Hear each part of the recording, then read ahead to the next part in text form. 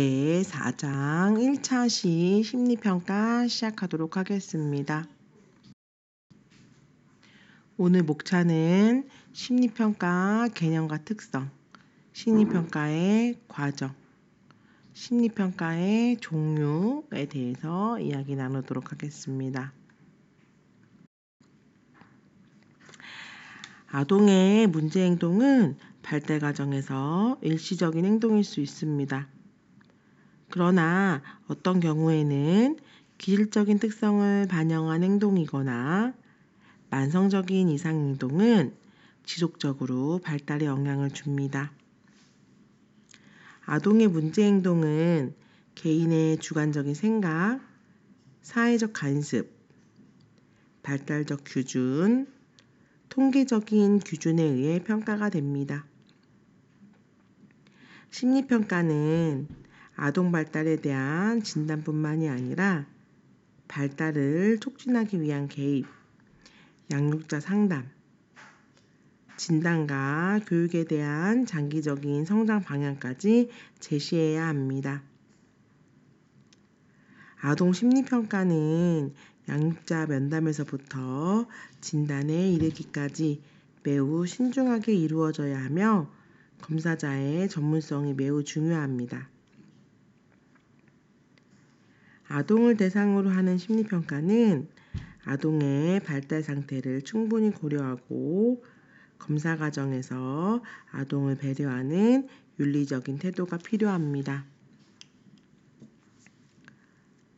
심리평가는 개인의 심리적 특성을 이해하기 위한 일련의 전문적인 과정입니다. 심리평가는 개인을 다방면으로 탐색하며 심리검사, 면담, 행동 관찰, 전문적인 지식과 가설 설정 등 다양한 방법을 사용하여 전문적인 지식을 가진 임상가가 내리는 종합적인 평가 과정입니다. 누가 내리는 종합적인 평가 과정이라고요? 임상가가 내리는 종합적인 평가 과정입니다. 심리평가는 완전한 인간으로서 아동을 이해하는 것이기 때문에 행동이나 인지, 정신역동, 정서, 대인관계, 조직체계 등을 포함한 다양한 분야에서 수집한 정보를 통합할 필요가 있습니다.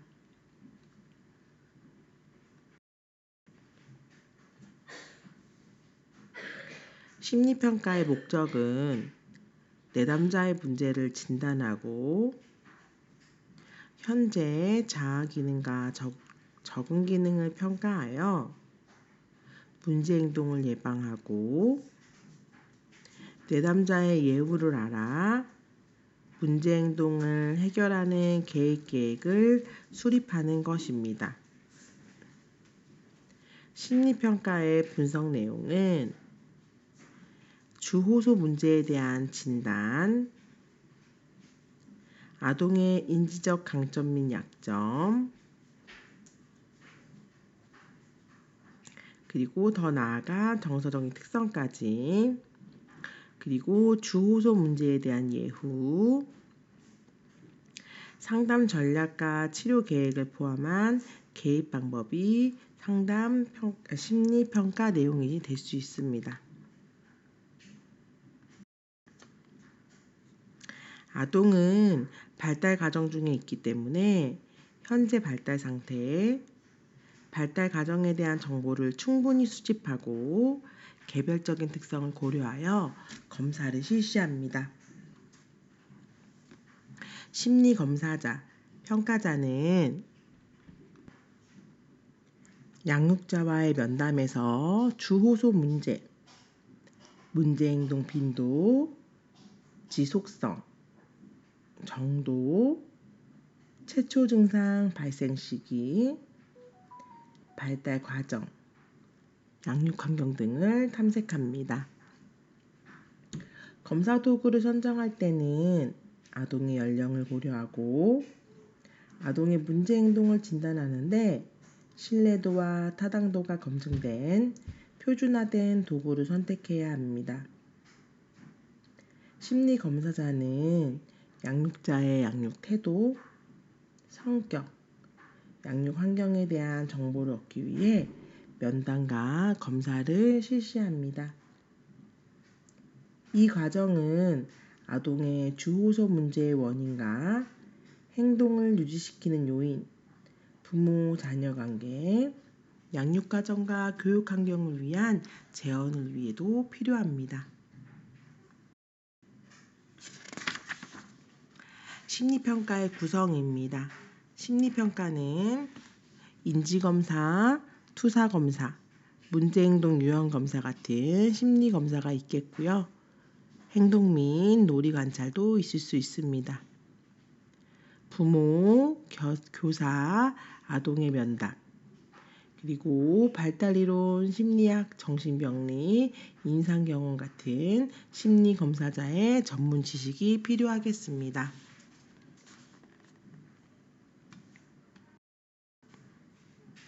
아동은 심리평가 과정에서 자신의 인권을 보호하는데 한계가 있습니다. 검사자와 부모는 검사 실시에 대한 윤리적인 태도를 준수하고 안정적인 검사 환경을 조성합니다. 다음은 평가 시 아동 권익을 위해 필수적으로 보호되어야 되는 상황입니다. 첫 번째, 아동과 하는 모든 것에서 아동 복지에 최고 우선권을 주어라. 두 번째, 아동에게 상처를 주지 말아라. 가능하면 말하기 전에 미리 결과를 철저하게 고려한 후 하고 싶은 말을 여과시켜 말해라. 세 번째, 아동을 진실되고 정직하게 다루어라. 네 번째, 아동의 말을 진지하게 경청하라. 다섯 번째, 아동을 의사결정에 참여시켜라.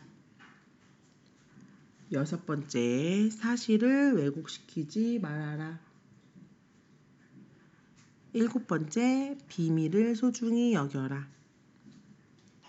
여덟 번째, 아동에게 최선을 다해 주어라 입니다.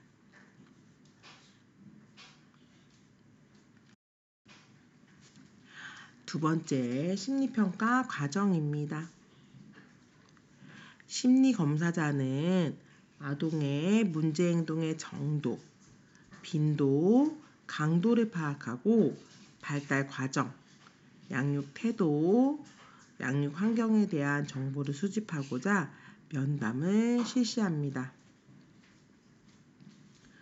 양육자 면담은 현재 가족의 상황이나 갈등, 생활 환경, 가족의 역동에 대한 정보를 중심으로 구조화 또는 반구조화된 면담 형식으로 진행됩니다. 양육자 면담은 검사자가 검사 결과를 분석하는 데 중요한 근거가 됩니다. 카우프만의 심리평가 과정을 살펴보면요. 첫 번째는 욕구평가, 검사, 분석, 해석과 활용의 순서로 이루어집니다. 더 자세히 살펴보면 카우프만은 아동의 심리평가 과정을 효과적으로 달성하기 위해 4단계를 실시해야 된다고 하였는데 첫 번째는 욕구평가 단계입니다. 검사자가 정보를 수집하는 단계고 아동의 발달, 현재 아동의 생활 전반의 기능 수준과 심리 상태, 주호소 문제, 적응 수준, 양육 환경, 양육 태도와 성격이 포함된 부모 요인을 파악하는 상태입니다.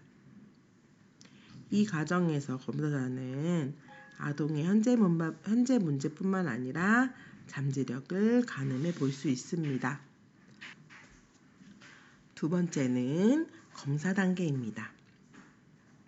아동 심리검사는 두 가지로 이루어지는데, 첫째, 양육자나 교사가 아동의 전반적인 발달과 정서 행동에 대한 체크리스트를 작성하고 면담을 실시합니다. 둘째, 검사에 필요한 아동이 검사자에게 직접 검사를 받습니다. 아동의 발달 연령, 장애 유무에 따라 검사 도구나 실시 방법에 차이가 있습니다.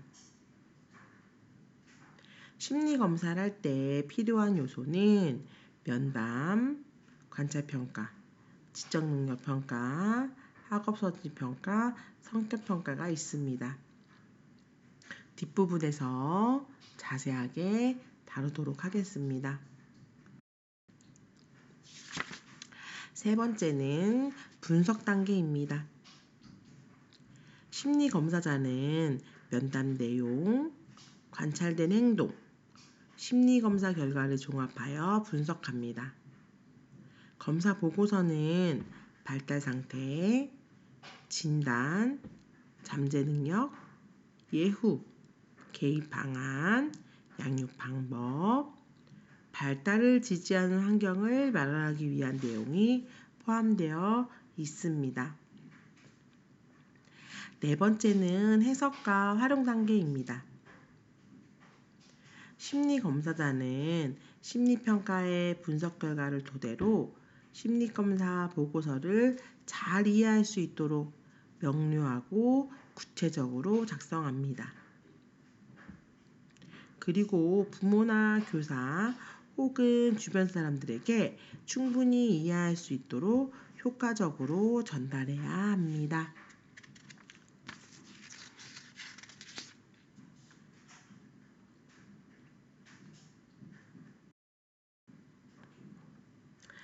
아동 심리검사를 할 때 필요한 요소에 대해 자세히 살펴보도록 하겠습니다. 첫 번째는 면담을 해야겠지요. 면담은 피검사자의 중요한 정보를 수집하는 과정이고 언어적, 비언어적인 정보를 수집합니다. 아동이 편안한 검사 환경을 제공받고 검사자와 아동 간의 라포 형성이 이루어져야 합니다. 라포 형성은 검사 전반에 걸쳐서 기본이 되는 요건입니다. 두 번째는 관찰평가입니다. 심리검사를 실시할 때 보이는 아동의 모든 행동을 말합니다. 심리검사자는 관찰된 행동을 모두 기록하고 검사를 해석하는 데 활용합니다. 세 번째는 지적능력 평가입니다. 지적능력은 아동의 인지적 능력과 결함뿐만 아니라 현재 아동의 문제 해결력과 적응력을 포함합니다. 부모가 아동의 지적 잠재력을 이해하고 아동의 교육과 양육에 대한 제안을 해주는데 꼭 필요한 요소입니다. 네 번째는 학업 성취 평가입니다. 개별 검사 상황에서 학업 수행에 대한 아동의 현재 상태와 잠재 능력, 예후를 알 수 있습니다. 마지막은 성격 평가입니다. 아동의 정서와 행동을 이해하는 데 중요한 정보를 제공합니다. 검사자의 중립적인 태도가 요구되고 수집된 정보와 검사 자료를 통합적으로 해석할 수 있는 전문성이 요구됩니다.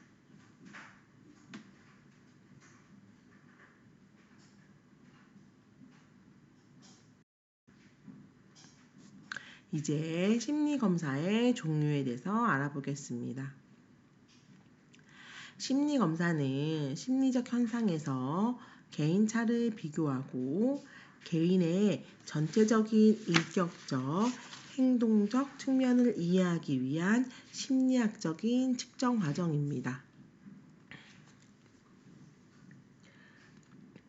심리검사는 측정하고자 하는 특정 행동을 체계적으로 표준화된 방식에 따라 양적으로 측정합니다. 심리검사는 개인 간의 비교, 개인 내의 비교가 가능하고 개인의 특성을 명료하게 정의합니다. 아동을 심리검사하는 과정에서 고려해야 할 점을 살펴보면 다음과 같습니다. 첫째, 심리검사는 평가 과정인 동시에 상담 과정입니다. 검사자는 아동에게 친밀하고 지지적인 태도를 취하면서 상담 관계가 형성되고 안정된 환경을 제공합니다. 두 번째, 아동과 검사자 사이의 마포 형성이 중요합니다. 검사자의 지지적인 태도는 검사에 대한 아동의 저항을 감소시켜 더 많은 정보를 얻을 수 있습니다. 아동은 안전한 환경에서 자기 노출을 하게 되고 검사 해석에 중요한 행동이나 긍정적, 부정적 태도, 감정을 드러냅니다. 셋째, 검사자는 심리검사 도구를 선정할 때 아동의 주호소 문제와 발달 연령을 고려해야 합니다. 심리검사 도구가 피검자의 의뢰 사유를 반영하고 검사 도구의 신뢰도와 타당도가 적절해야 합니다. 검사 도구는 실용적이고 검사 실시나 채점 방법이 용이하고 경제적이고 효율적인 도구를 선정해야 합니다. 아동 심리 검사 방법은 부모에 의한 체크리스트나 면담, 아동이 작성하는 자기보고 형식, 검사자의 아동 관찰, 아동 검사 등으로 이루어집니다. 마지막으로 검사자가 검사 도구의 시행 방법을 잘 알고 검사 시행에 능숙해야 합니다. 아동은 검사 시간, 아동 상태, 검사 환경 등을 고려하여 검사를 실시합니다. 또한 검사 결과에 지장을 주지 않는 범위 내에서 융통성을 발휘해야 합니다. 검사 과정에서 아동의 특이한 반응이나 태도는 검사를 해석하는 데 중요한 단서이기 때문에 자세히 기록해야 합니다.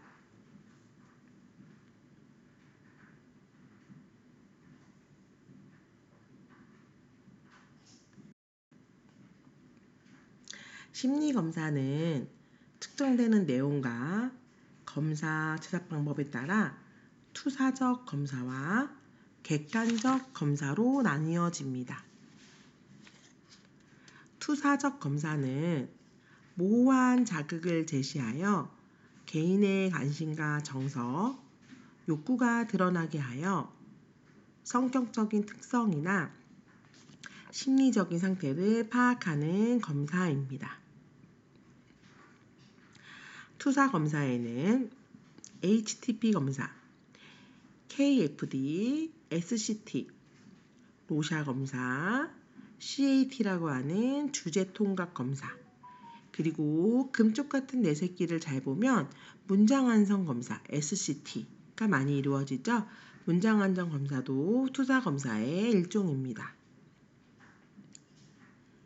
객관적 검사는 특정 증상에 대한 내용으로 구성되고 실시 방법도 일정한 절차에 따라 이루어집니다.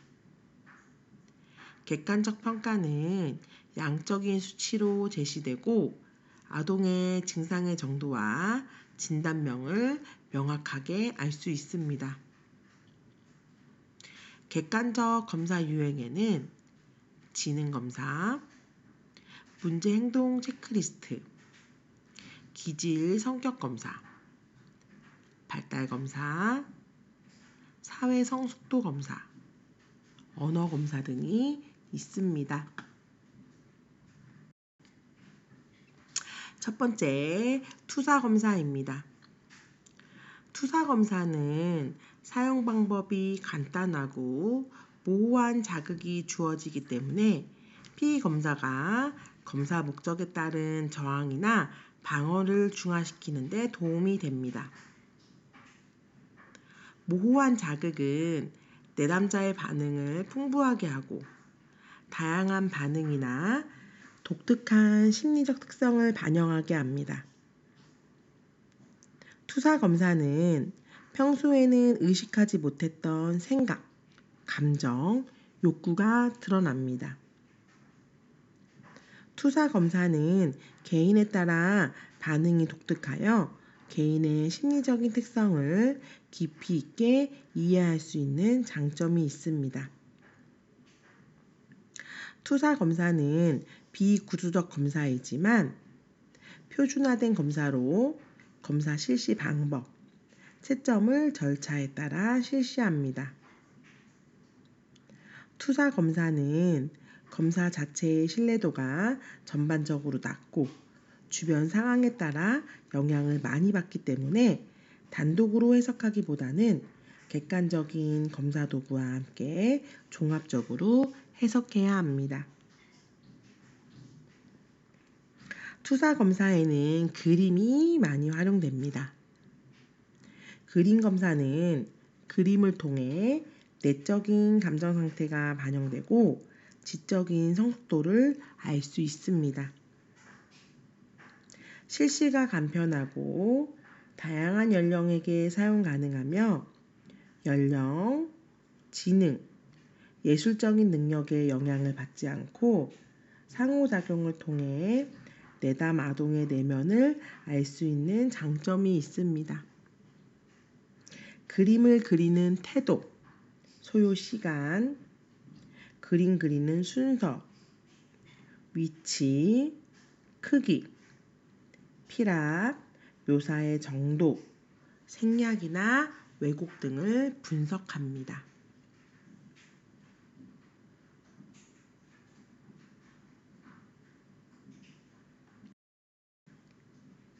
투사 검사의 종류입니다. 집, 나무, 사람, 그림 검사라고 HTP입니다. 영유아들에게 많이 검사하는 한 종류이기도 합니다.